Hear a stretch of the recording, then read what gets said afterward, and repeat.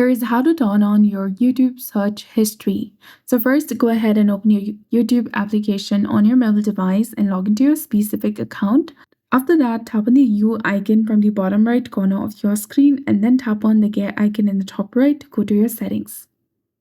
From here, you need to scroll down and tap on the option of Manage All History, that is between billing and payments and your data in YouTube. This will take you to your Google account activity page. If you see a message that says YouTube history is not saving, tap on it and then select Turn On, which is now showing Turn Off in my case because it's already turned on. So if you want to turn it off and you get the option of Turn Off, you can also tap on it and then tap on Pause. Then further, you can also delete your old activity.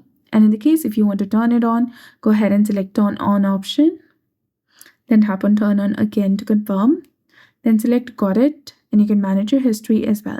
And you can choose to delete your watch history by tapping on this cross icon beside it, and you'll be done. So that's it. I hope you found this video helpful. If you did, please like, share, and subscribe. Thanks for watching. We'll see you again in the next one.